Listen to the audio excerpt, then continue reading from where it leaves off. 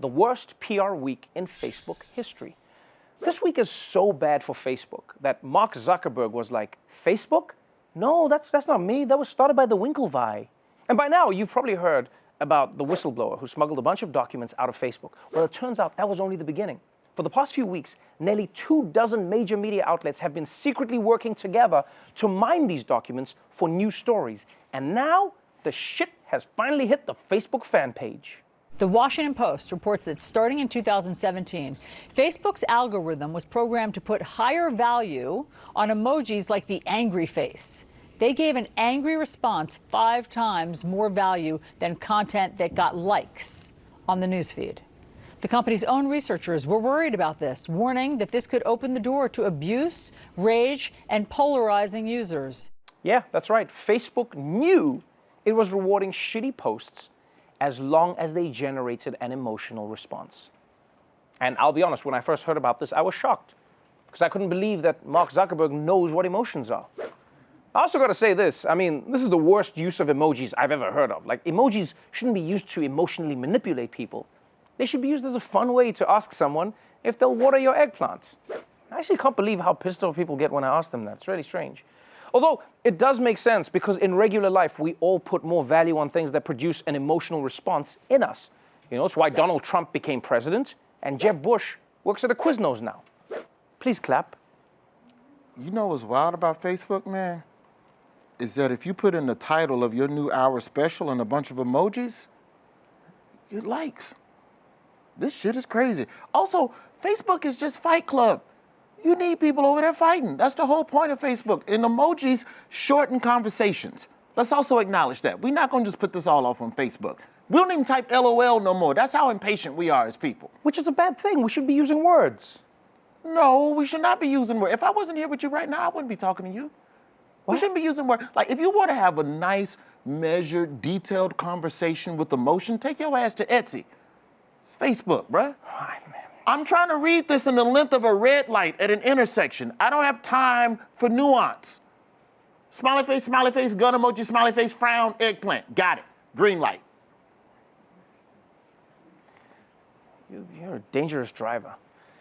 Our next story is about school, the place where you get rid of all your extra apples. Right now, there's a big movement among conservatives to protect children from being exposed to liberal ideas in school. Ideas like racism is bad or gays are not bad. And you know, it's almost like conservatives learned too much about cancel culture and accidentally got really into it. You know, like sort of how when you start hate watching a Real Housewives show and then 7 seasons later, all of a sudden you're like, I know Ramona and Sonia say they're best friends, but would you talk about your best friend like that behind their back? Come on. Yeah, I hate that show. And now this issue has been injected into the Virginia governor's race with a striking new TV ad from Republican candidate Glenn Youngkin. As a parent, it's tough to catch everything.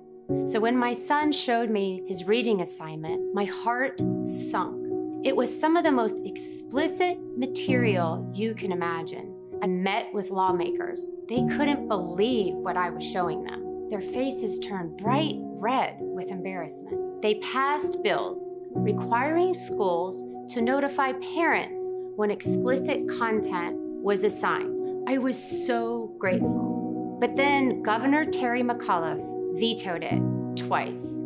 He doesn't think parents should have a say. He said that. He shut us out. Whoa. What were these kids reading? Was this first grader reading 50 Shades of Grey? Was this like a little coloring in book of dick pics? No.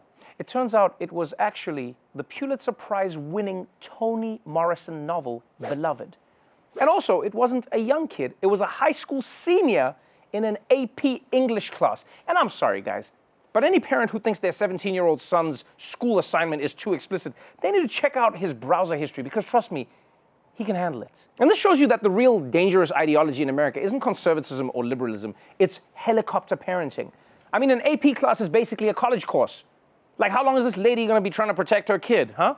This poor guy's going to have his mom bust into his dorm room like, don't make him chug, he'll get an owie in his tum-tum. Here's my problem.